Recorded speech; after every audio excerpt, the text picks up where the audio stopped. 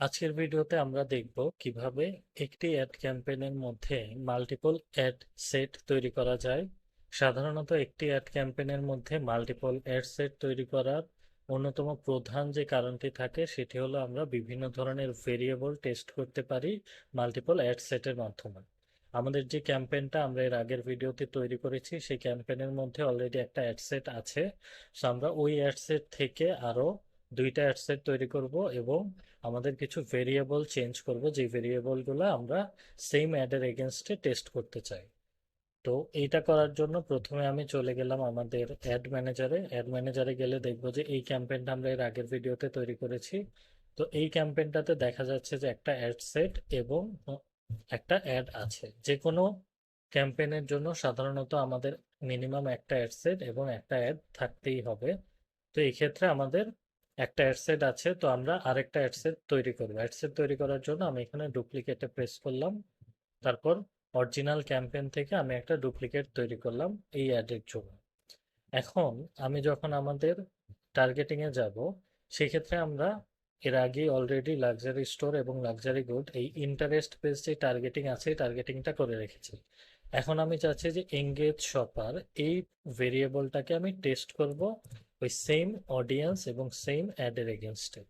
তো এই টেস্ট করার জন্য আমি যদি আমাদের অ্যাড সেটের নিচের দিকে যাই তাহলে দেখতে পারবো এর আগে আমরা যেই প্যারামিটারগুলো সিলেক্ট করেছি সব প্যারামিটার এখানে আছে।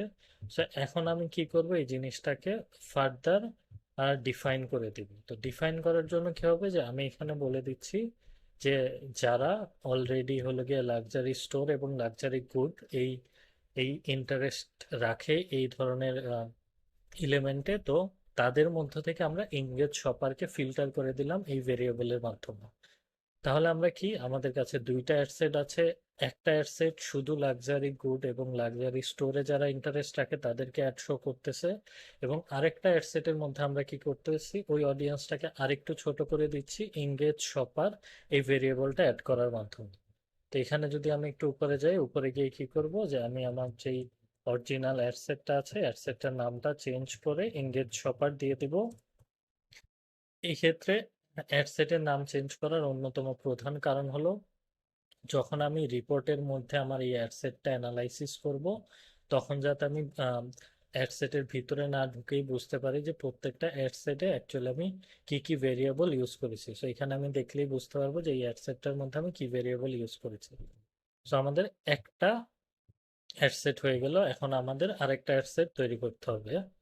তো সেম ভাবে আমি কি করলাম যে আমাদের যে মেইন অ্যাডসেটটা ছিল সেটার আরেকটা কপি তৈরি করলাম।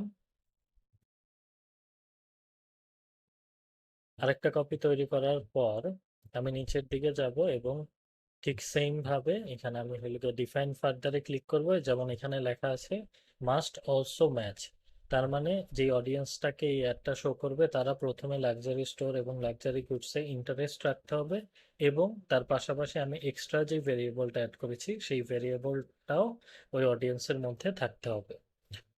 তো এই ক্ষেত্রে আমি একটা লাইভ ইভেন্ট সিলেক্ট করি, লাইভ ইভেন্ট সিলেক্ট করলাম এবং আমার হেডসেটের নামটা চেঞ্জ করে দিলাম।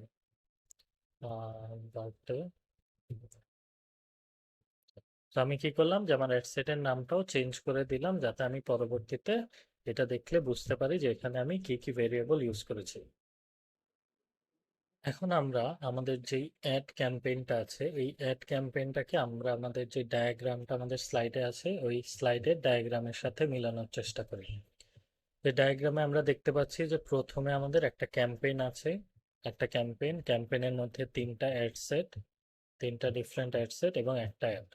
তো আমরা যদি আমাদের ক্যাম্পেইনটা এখন খুলি সেক্ষেত্রে আমরা দেখতে পারবো যে আমাদের ক্যাম্পেইন স্ট্রাকচারটাও কিন্তু সেম, যে এখানে হলো গিয়ে এটা হলো গিয়ে আমাদের ক্যাম্পেইন, ক্যাম্পেইনের মধ্যে এই একটা অ্যাড সেট, তারপর এখানে দুইটা অ্যাড সেট এবং তিনটা অ্যাড সেট, এবং প্রত্যেকটা অ্যাড সেটের জন্য আমাদের অ্যাডটা সেমই থাকছে, যে আমরা যেই এই অ্যাড তৈরি করেছি মানে আমাদের ক্রিয়েটিভ কপিটা প্রত্যেকটা অ্যাড সেটের জন্যই একই রকম।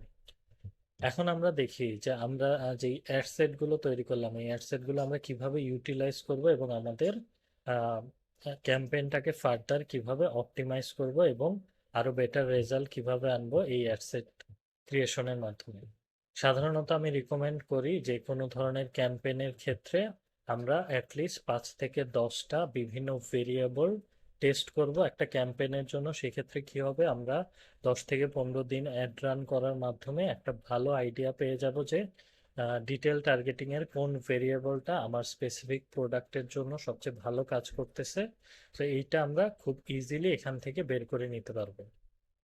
পাশাপাশি আমি যদি চাই আরো অন্য ভেরিয়েবল টেস্ট করবো, যেমন এজ, লোকেশন, এগুলো আমরা পরবর্তীতে অন্য একটা ক্যাম্পেইনের মধ্যে করতে পারি। কিন্তু আমি সবসময় রেকমেন্ড করব যে একটা স্পেসিফিক টাইপ অফ ভেরিয়েবল প্রথমে টেস্ট করা। ওইটা থেকে যখন আমি একটা রেজাল্ট পাবো যে না, এই 4টা ভেরিয়েবল আমার সবচেয়ে বেশি ভালো কাজ করতেছে বা এই টার্গেটিং গুলো থেকে আমি সবচেয়ে ভালো রেজাল্ট পাচ্ছি, তখন আমরা ওই টার্গেটিং গুলোকে আলাদা করে ফেলবো। এবং চাইলে আমি এই আলাদা আলাদা অ্যাড সেট আকারে ওই টার্গেটিং গুলোকে রেখে অ্যাড রান করতে পারি, অথবা সবগুলো যেই টার্গেটিং ভালো পারফর্ম করেছে সেই ভালো পারফর্মিং সব টার্গেটিং নিয়ে একটা ফাইনাল অ্যাড সেট তৈরি করতে পারি এবং সেখান থেকে আমি একটা ক্যাম্পেইন রান করতে পারি যতদিন পর্যন্ত না ওই ক্যাম্পেইনটার পারফরমেন্স ডাউন হয়ে যাচ্ছে, ততক্ষণ দিন পর্যন্ত আমি ওই স্পেসিফিক ক্যাম্পেইনটা কন্টিনিউ করতে পারি। এখন আসা যাক যে আমরা এই ক্যাম্পেইনটা সাকসেসফুল কিনা বা কোন অ্যাডসেটটা ভালো কাজ করতেছে এটা বোঝার জন্য আমরা কি কি প্যারামিটার চেক করব।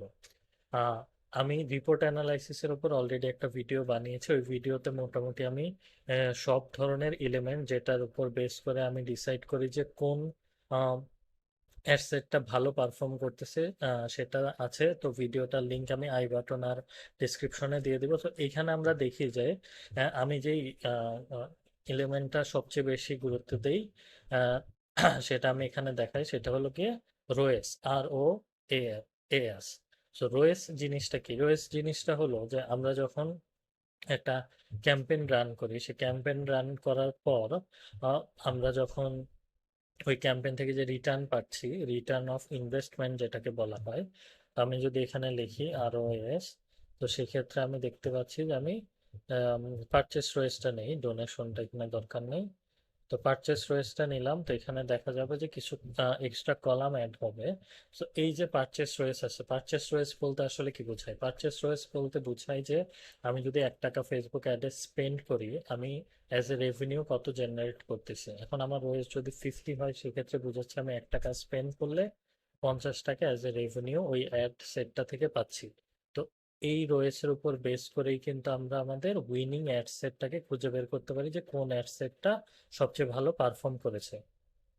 সিমিলার ওয়েতে আরো কিছু ফ্যাক্টর আছে যেটা আমাদেরকে যখন একটা অ্যাডসেটকে আমরা রান করতে থাকবো বা কন্টিনিউ করব না, ওই অ্যাডসেটটা অফ করে দিব। যেমন যেই অ্যাডসেটের রোয়েস কম হবে বা যে অ্যাডসেটটা ওভারঅল খারাপ পারফর্ম করবে, ওই অ্যাডসেটটাকে আমরা অফ করে দিব এখান থেকে। এখান থেকে আমি যদি অফ করে দিই, তো আমি একটা পার্টিকুলার অ্যাডসেটকে এখান থেকে অফ বা অন করে দিতে পারবো। সেইভাবে আমরা একটা ক্যাম্পেইনকে ধীরে ধীরে স্কেল করতে পারি এবং অপটিমাইজ করতে পারি। তো যে কোনো একটা অ্যাডের ডিটেল রিপোর্ট কিভাবে অ্যানালাইসিস করতে হয় এবং ডিসিশন নিতে হয়, এটা নিয়ে আমি পরবর্তীতে আরো একটা বিস্তারিত ভিডিও বানাবো।